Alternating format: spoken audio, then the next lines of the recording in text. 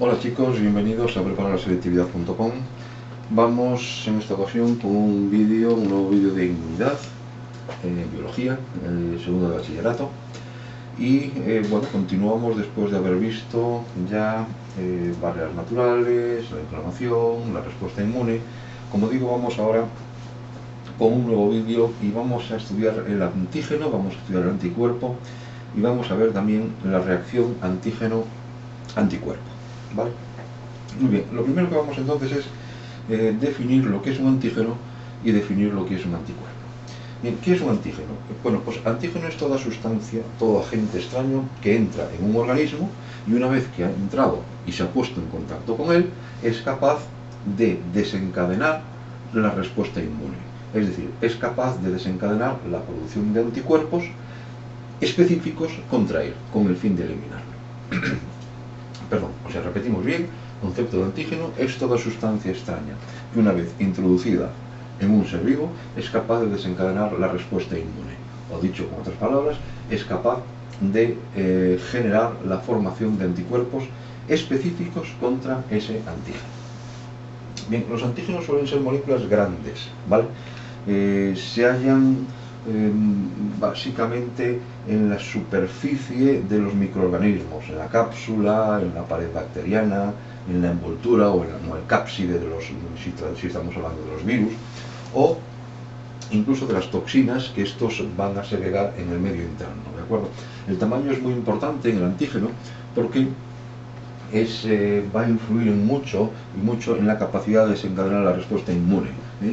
Cuanto mayor sea el tamaño, pues mayor será la capacidad de desencadenar esa respuesta inmune en el ser vivo. Muy bien, definido el concepto de antígeno, vamos entonces ahora con el concepto de anticuerpo.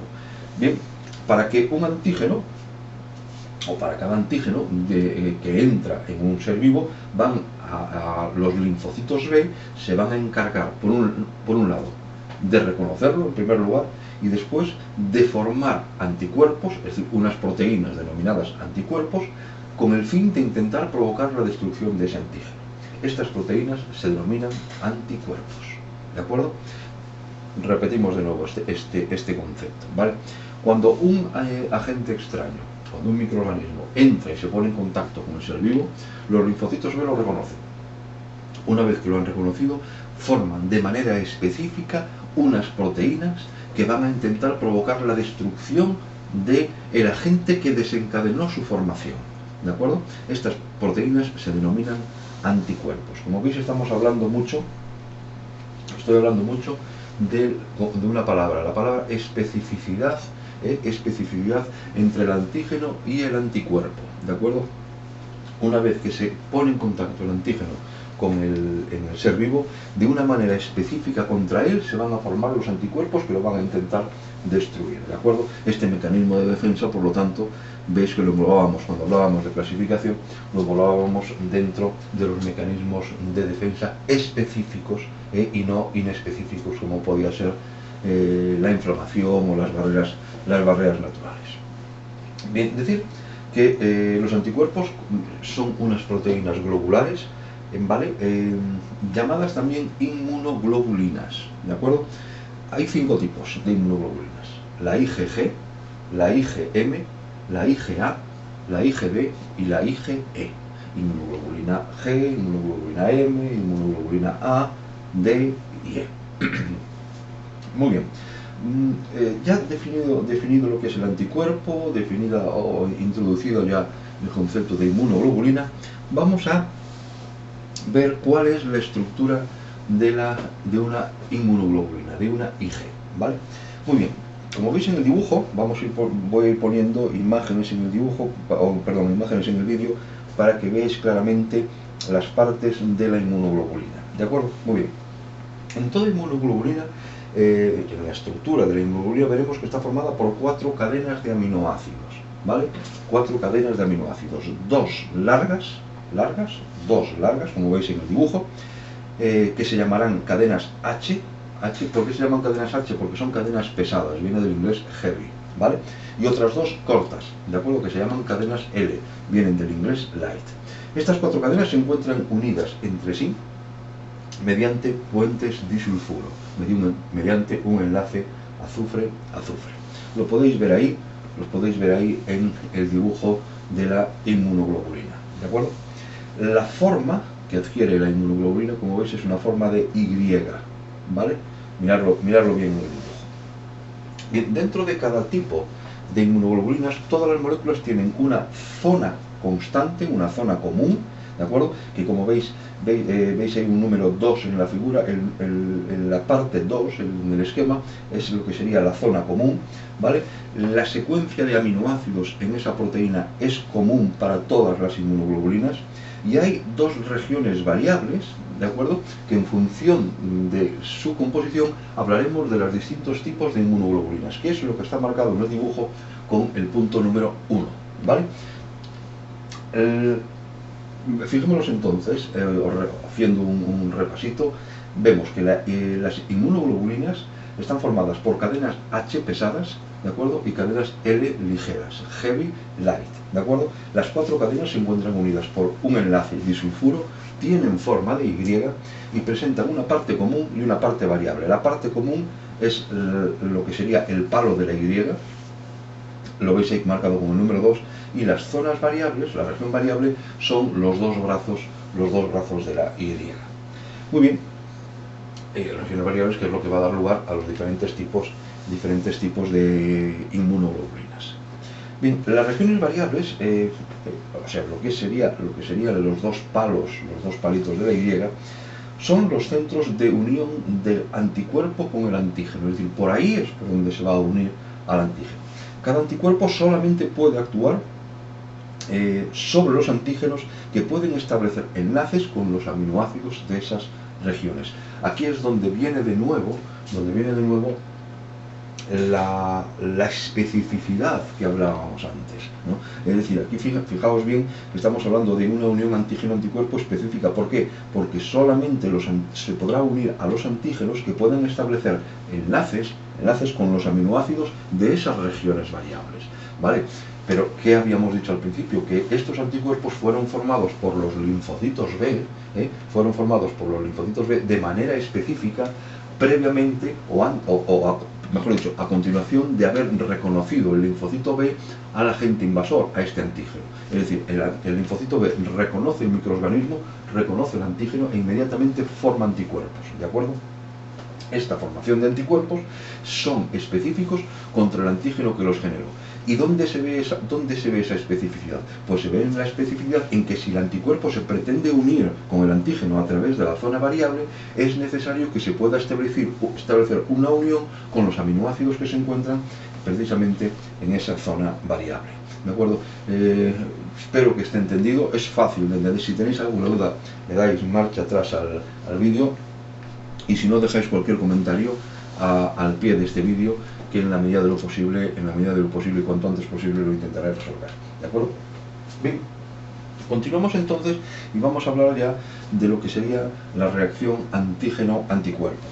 Bien, cuando el antígeno, al unirse el antígeno con las moléculas, con el anticuerpo de una manera específica, es cuando se va a formar lo que se conoce como reacción antígeno-anticuerpo.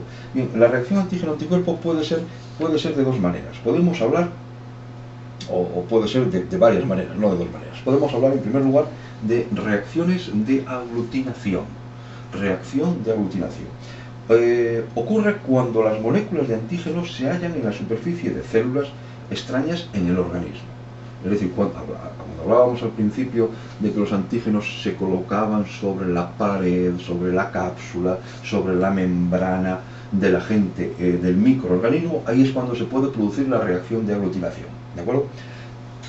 Pensemos que a cada célula se fijan varios anticuerpos, cada uno de los cuales va a establecer a su vez enlaces con otras células. Lo veis bien ahí en el dibujo que estoy poniendo. El resultado va a ser como una red, como un entramado de complejos antígeno-anticuerpo que será muy reconocido, y ahora es cuando vendrán los fagocitos para ser destruido. ¿De acuerdo? Esta reacción pues también puede ocurrir con los virus. Un ejemplo o que ocurre o donde podemos ver reacciones de aglutinación.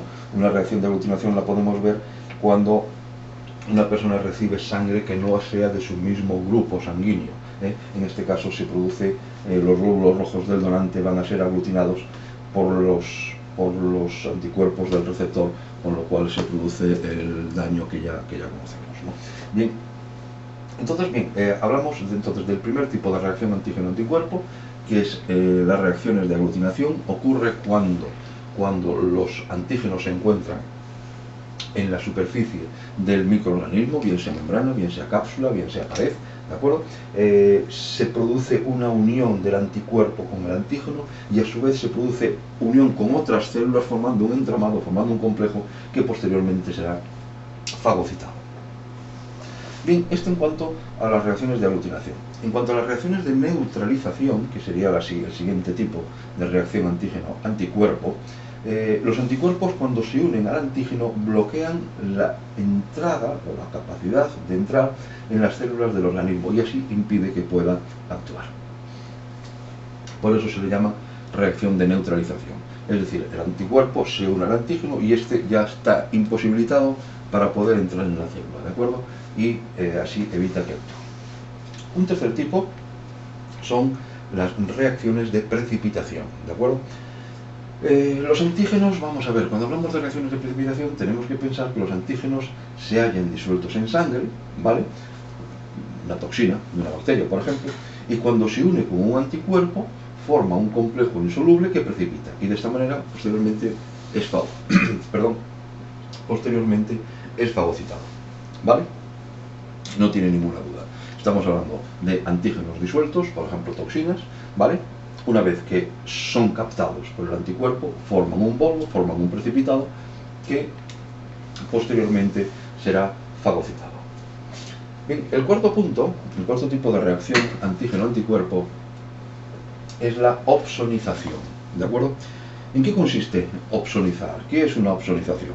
Bien, consiste en que en la superficie de las bacterias o en la superficie de gérmenes es recubierta, la superficie total es recubierta por los anticuerpos, ¿vale? La parte constante, la zona constante de cada anticuerpo se va a fijar a los receptores presentes en esa membrana, ¿vale? Con lo cual, de los fagocitos, con lo cual se facilita la captura y destrucción del germen invasor, ¿vale? Lo veis ahí muy bien en el dibujo. Veis como toda la superficie de la bacteria u otros patógenos se encuentra recubierta por anticuerpos, como veis ahí. Veis como los anticuerpos se encuentran justo al lado de la bacteria de color rojo, ¿vale? Veis que lo hacen por la zona constante, por el palo de la Y, entre comillas, no por la región variable. Y la región variable lo que va a hacer es fijarse en la membrana de la célula que va a fagocitar y posteriormente llevar a cabo la destrucción. Engloba de alguna manera, a la bacteria, al antígeno o a la bacteria junto con los anticuerpos que se encuentran en su membrana, los fagocita y posteriormente son destruidos. Bien, y después, en quinto lugar, podemos hablar que no tanto ya como reacción, sino que una de las funciones principales que tienen los anticuerpos es precisamente la activación del sistema del complemento, que ese es otro tema que veremos más adelante y veremos la importancia que tiene en la respuesta inmune, en los mecanismos de defensa del individuo, ¿de acuerdo? Bien, pues este es entonces el tema que quería ver hoy. Ahora es el tema entonces del concepto de antígeno-anticuerpo. Hemos repasado el concepto de antígeno, hemos repasado el concepto de anticuerpo, hemos hablado de la especificidad en la reacción antígeno-anticuerpo y hemos hablado de los distintos tipos de reacciones que se pueden, de los distintos tipos de reacción antígeno-anticuerpo, ¿vale? Si tenéis alguna duda, darle para atrás, como digo, al vídeo, verlo las veces que haga falta, y si aún así siguen existiendo dudas, podéis poner cualquier comentario en la base, al pie del vídeo, y lo resolveré cuanto antes mejor, ¿vale? Y como siempre, espero que este vídeo sea muy útil y muchas gracias por ver los vídeos y por estar ahí.